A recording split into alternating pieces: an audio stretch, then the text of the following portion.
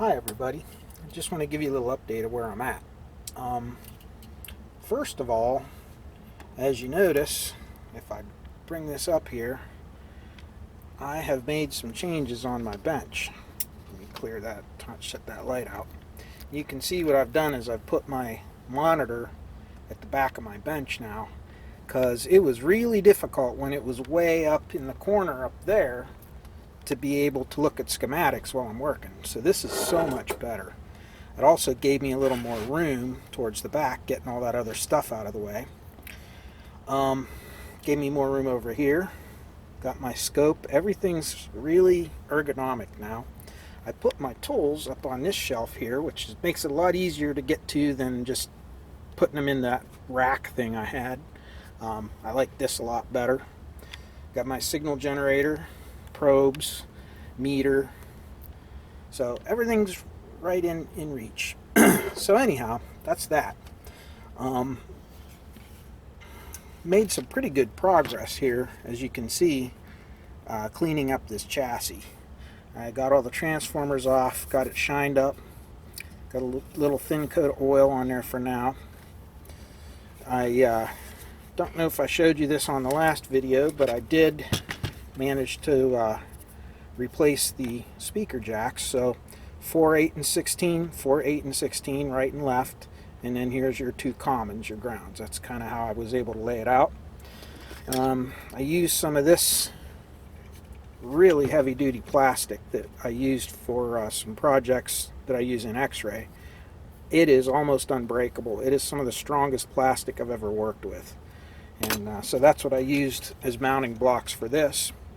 And I also went and cleaned these off a little bit. Just got everything generally cleaned up. And flip this thing over. I haven't really done a whole lot here, just kind of cleaned up the underneath of the chassis. And as you can see, it's still all wired up, original. I haven't touched anything yet. I'm going to probably put the transformers in next and just kind of lightly power it up a little bit and see where we're at, possibly. Like I said, my last video on this jumped around an awful lot. This one probably will too, as I kind of find my way through deciding what I want to do and how I want to do it.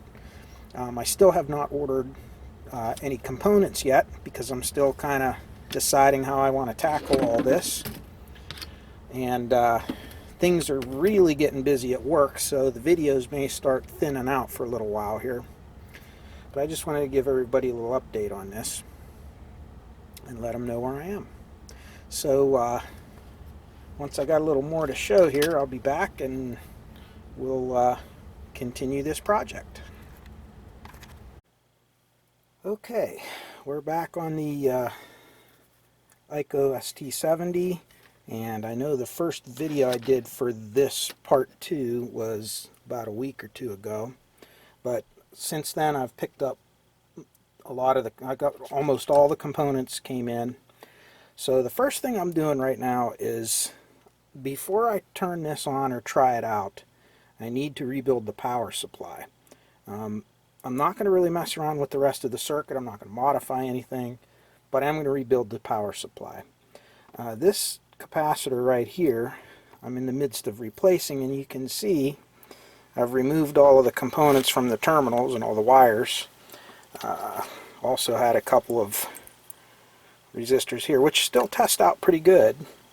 They're all in tolerance, but this capacitor unfortunately is not. This section here is 20 microfarads. It tested okay.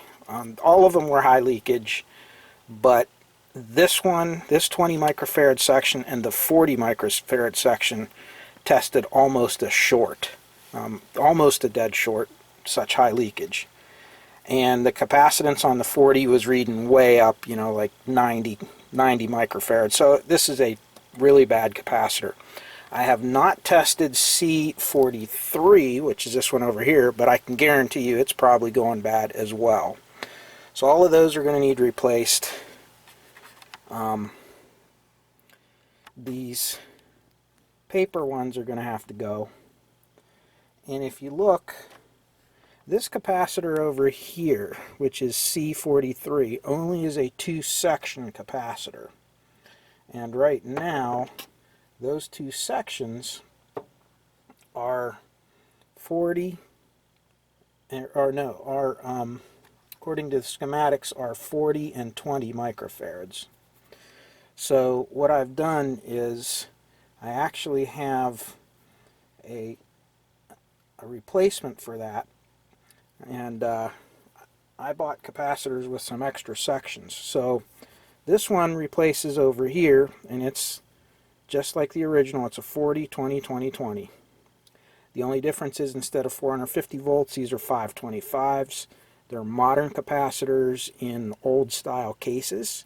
These are made in USA from CE manufacturing, and they can be picked up at Antique Electronics. I've used them before. They're actually pretty good capacitors. They're not as good as the individuals you can buy, the real super low ESR, but I tested these on my ESR meter, very low ESR. Capacitance is right in there. I mean, it's a little above. Each one's like the 20s are reading 22, the 40s reading 45, 47, which probably, these are probably 4 individual capacitors inside this can. I think is how they build these. I don't think this is actually a wrapped up roll like the old style can capacitors. These are modern. So don't let the can fool you.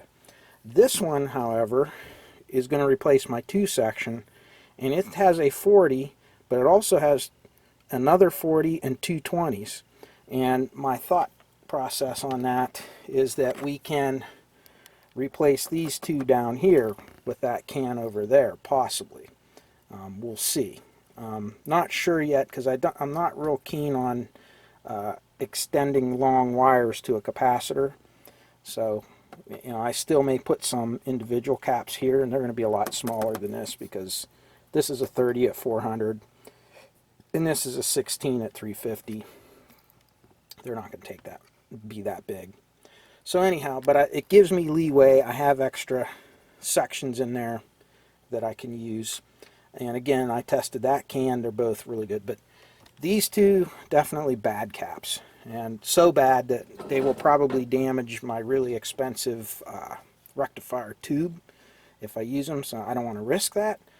The other thing is, I'm not going to populate any of the tubes in here, because all of these Black Beauties, which are notorious for leakage, are in here, and I don't want to run the risk of them getting damaged either.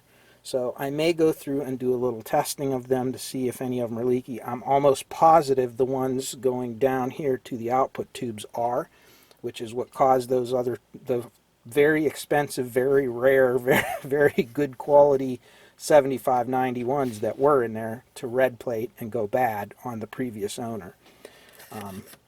They should have, when they saw that, of course they didn't know, but when you see that, if you see a tube going red plate, especially if it's a very valuable old collectible tube, shut the radio off, don't use it.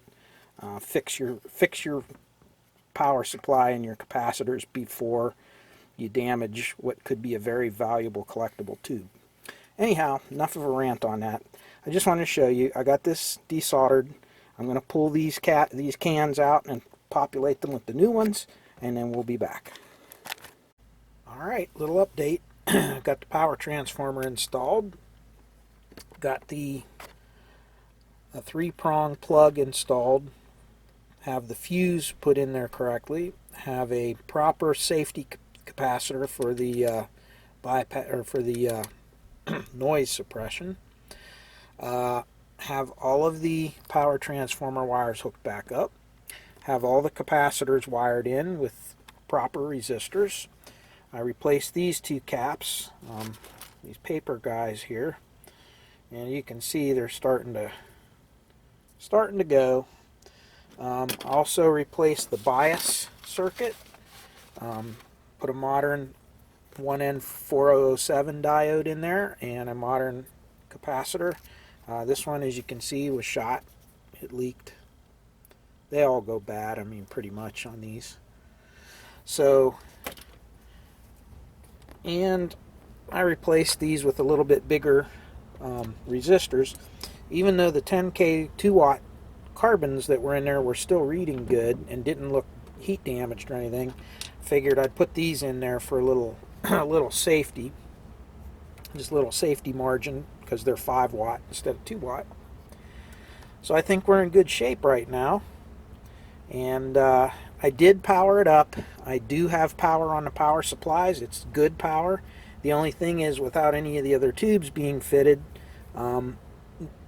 this power supply can really creep up above the safe ratings of the capacitors, and I don't want to overload them for very long. So I left it on long enough to verify that everything's working. Took my stinger cable here, and you've all seen that before, and I went through and just, shorted out all of the caps to make sure I bled them all down, drained them, and so now we're all set to go. And I guess the next thing we'll look at now is putting some tubes in and putting the output transformers in, all that sort of thing.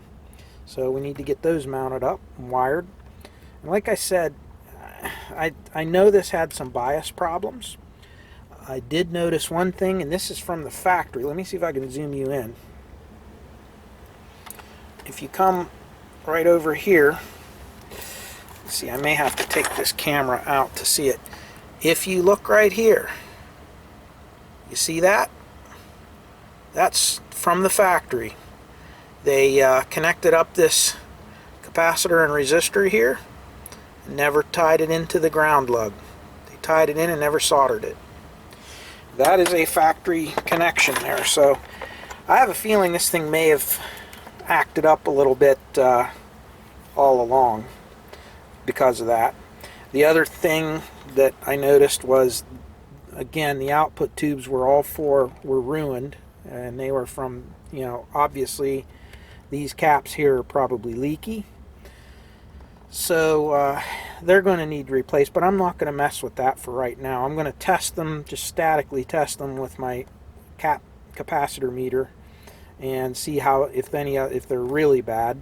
And if they're at least functional, I'll apply power to this and just make it work as it was before we do any modifications, do any changes. We want to make it work the way it used to without doing as little change as possible. Again, the electrolytics, as you saw, were bad. They were shorted, they were leaky, all kinds of stuff. So I got those out of there so that the stuff with the high voltage and high current on it is new and is replaced. So, all right, so let's get our output transformers put in. Do a little spot check of these coupling capacitors, make sure we don't get crazy voltages on our grids. And then I think we can try this thing out and see if it works. Okay guys, I got this thing, I got some old tubes put in it because I just don't want to mess with any of my brand new ones yet. I just did a really quick bias and a really quick tube balance adjustment to make sure that, and I've biased it real low right now. So they're saying that we want to set the voltage on the bias taps, or on these bias taps here, to about 0.38 volts or 380 millivolts, but I actually just have it set to about 300 millivolts. I'm just running everything cool. We're trying everything out. I have a 2-volt peak-to-peak signal going into the tape inputs, or the auxiliary inputs, and I have my scope set up here. I'll zoom you in, crank up the volume, and see what we got. And as you can see, pretty good. So for right now, I think we got the amp working. So next step is now to start doing the recap and doing the restoration, now that we have it all working. So that's all good news. I think this amp's going to work good. Alright, we replaced the 2 pots, the capacitors and the resistors, in the bias adjustment circuit, so that's all rebuilt. And I'm going to stop this video right here and get it posted up.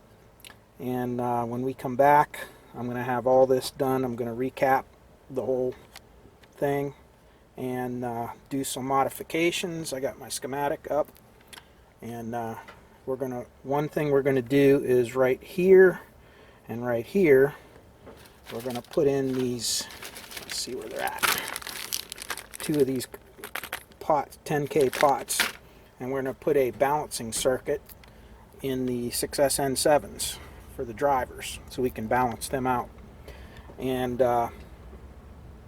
probably replace these 2 output balance pots as well. I'm going to put new wire wounds in there as well, so that'll take care of that. And I fixed this over here that was unsoldered. I replaced it with a new capacitor and a new resistor and soldered it in. So like I said, when we come back, I'll have this all redone and we'll be ready to do some more tests. So this is going to end part 2. I'm going to get it posted, and my tubes came in for the Jackson Bell, so we'll be getting back on that here to get it finished and get it out the door for the customer, and then we'll be back to this. So alright, hang in there and stay tuned.